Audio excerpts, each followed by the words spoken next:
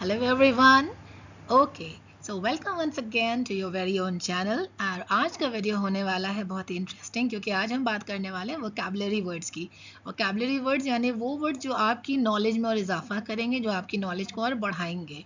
तो आज ये वोकैबुलरी में हम लोग बातें करेंगे उन वर्ड्स की, एडजेक्टिव्स, वर्ब्स और नाउन्स की जो किसी की पर्सनालिटी और अपीयरेंस को डिफाइन करने में या डिस्क्राइब करने में हमारी मदद करते हैं। कई बार होता है कि हम जैसे कुछ फोटो देख रहे हैं, किसी के बारे में हमको कुछ डिस्क्राइब करना है, तो हमें वर्ड्स नहीं समझ में आते हैं। तो आज हम उन वर्ड्स, वोकैबुलरी जो होगी वो उन्हीं वर्ड्स के बारे में होगी, किसी का डिस्क्रिप्शन, उनकी पर्सनालिटी के बारे में, अपीयरेंस के बारे में।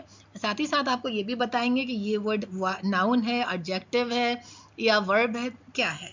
तो चलिए विदाउट एनी डिले स्टार्ट करते हैं। ओके, तो पहला वर्ड जो है डिस्क्राइब। डिस्क्राइब जो है, डिस्क्राइब का मतलब क्या होता है? टू से व्हाट समवन अबाउट समवन और समथिंग इज लाइक। अगर आपको किसी के बारे में कुछ बताना है, किसी चीज़ के बारे में बताना है, तो वो होता है वर्ब। तो वर्ब अगर हमको समझना हो तो वर्ब होता क्या है, ये हमने पहले भी वीडियो में आपको बता रखा है। ये वर्ब जो होता है वो कोई एक्शन या कोई स्टेट ऑफ बीइंग को डिस्क्राइब करता है। ये बताता है कि दैट क्या हो रहा है, what that subject is doing और व्हाट इज हैपनिंग। तो अगर यहाँ पे डिस्क्राइब की बात हो रही है तो you can say John can describe what he saw yesterday. तो वो जब डिस्क्राइब कर रहा है, कोई एक्शन बता रहा है, क्या हुआ था, जो भी था, वो जो हो जाएगा आपका वर्ब। नेक्स्ट वर्ड जो हम यूज करते हैं वो होता है अपीयरेंस। किसी के अपीयरेंस के बारे में अगर हमें कुछ बोलना है तो अपीयरेंस सबसे पहली चीज नाउन है। नाउन जैसे आप जानते हैं, noun is the name of a person, place और थिंग। तो अगर हम किसी का जिक्र कर रहे हैं, किसी के बारे में बता रहे हैं, उसकी पर्सनैलिटी बता रहे हैं, तो वो हो जाएगा नाउन। तो अपीयरेंस का मतलब क्या होता है? द वे अ पर्सन और थिंग्स लुक। तो कोई चीज कैसी लग रही है, आप उसके बारे में बताना चाह रहे हैं, तो वो हो जाएगा नाउन। एग्जाम्पल आप देख सकते हैं, John is fat and has blonde hair. तो उसके बारे में आप बता रहे हैं जॉन, वो एक किसी का नाम हो गया। उसके ट्रेड्स आप बता रहे हैं, वो फैट है, उसके ब्लॉन्ड हेयर है। तो ये हो गया अपीयरेंस। अब किसी की पर्सनालिटी अगर हमको डिफाइन करना है तो वो नाउन है। पर्सनालिटी का मतलब क्या होता है? The way someone is as a person. किसी की पर्सनालिटी कोई बहुत प्लीजिंग होती है, कोई चेयरफुल होता है, कोई मतलब कुछ भी हो सकता है। तो वो पर्सनालिटी जो होती है, वो शख्स कैसा है, उसकी पर्सनालिटी कैसी है। तो आप देख सकते हैं example, ploy is very helpful, she always helps your grand mother. तो ये उसकी पर्सनालिटी है कि वो बहुत हेल्पफुल है। पर्सनालिटी किसी भी टाइप की हो सकती है, हेल्पफुल, चेयरफुल। तो आगे देखते हैं पर्सनालिटी कितनी टाइप्स की हो सकती है और आप कैसे कैसे डिफाइन कर सकते हैं। तो पर्सनालिटी को डिफाइन करने के लिए जो वर्ड्स हम यूज कर रहे हैं वो है एडजेक्टिव। एडजेक्टिव क्या होता है? प्रीवियस वीडियो अगर आपने देखा होगा तो आपको ज़रूर मालूम होगा एडजेक्टिव क्या होता है। ये वो वर्ड्स होते हैं, या तो ये मॉडिफाई करते हैं नाउन और प्रोनाउन को, या फिर हम कह सकते हैं ये बताते हैं हमको कि व्हाट काइंड, हाउ मैनी और how much about the noun. तो ये बताते हैं क्वांटिटी, हमें बताते हैं कितना। तो ये मॉडिफाई कर रहे हैं आपको, पहली चीज नाउन को, और साथ ही साथ उसके बारे में डिटेलिंग करते हैं कितना, किस लेवल तक। तो ये हमें एडजेक्टिव बताता है।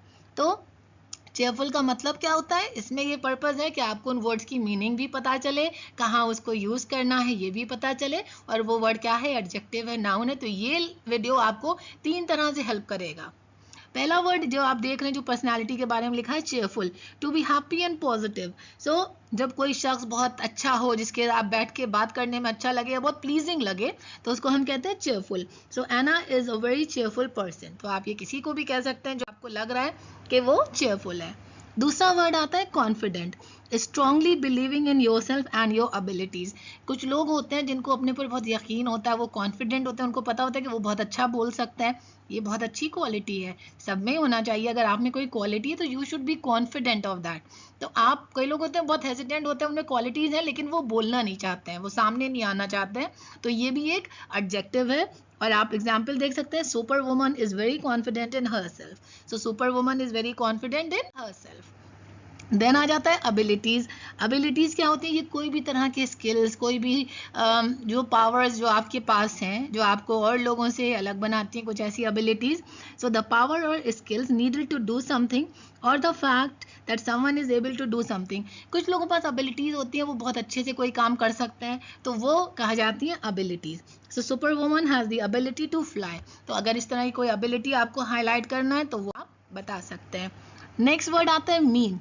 इसका क्या मतलब होता है, to be unkind to someone. कुछ लोग होते हैं जो मतलब उनमें वो काइंडनेस नहीं होती है, वो अनकाइंडली, मतलब वो कह सकते हो कि अपने लिए ज़्यादा सोच रहे हैं, या उनमें वो ह्यूमिलिटी नहीं है, तो वो हो जाता है unkind. Susan was very mean to her friend. तो तुम्हारे फ्रेंड ने फॉर एग्जाम्पल कोई फेवर मांगा, स्ट्रेट अवे आपने मना कर दिया। कोई जेन्युइन रीजन है तो बात अलग है, but if someone is asking you for a basic favour और anything like that which is in your capacity, जो आप कर सकते हो, तो कर देना चाहिए। तो ये है। फिर आता है पैशनेट। पैशनेट क्या होता है, स्ट्रॉन्ग फीलिंग्स और emotions about something. So about something और समवन भी हो सकता है। सब लोग किसी को लेके बहुत पैशनेट होते हैं, किसी चीज़ों को लेके बहुत पैशनेट होते हैं। पैशनेट मतलब आपकी बहुत स्ट्रॉन्ग इमोशंस हैं उन चीज़ों को लेकर। तो जैसे the children are very passionate in music, या the children are very passionate about such anything, तो ये हो जाते हैं, ये वर्ड होता है पैशनेट। तो अगर आपको मालूम है कोई शख्स किसी चीज़ को लेके बहुत पैशनेट है, बहुत ज़्यादा उस चीज़ में इन्वॉल्व है, तो उसके लिए हम वर्ड यूज़ कर सकते हैं पैशनेट। इस वीडियो के बाद आप इसको दोबारा शुरू से फिर से एक बार रीड देखेंगे, ताकि वो वर्ड्स क्या हैं, उन वर्ड्स की मीनिंग क्या है, तो इस तरह से आपकी वोकैबुलरी जो है वो इम्प्रूव हो जाएगी। और ये वर्ड्स को यूज़ करेंगे आप, तो डेफिनेटली कहीं ना कहीं आप लिखने में, बोलने चालने में आप इसका इस्तेमाल करेंगे, तो आपकी इंग्लिश जो है थोड़ी सी इम्प्रूव लगेगी।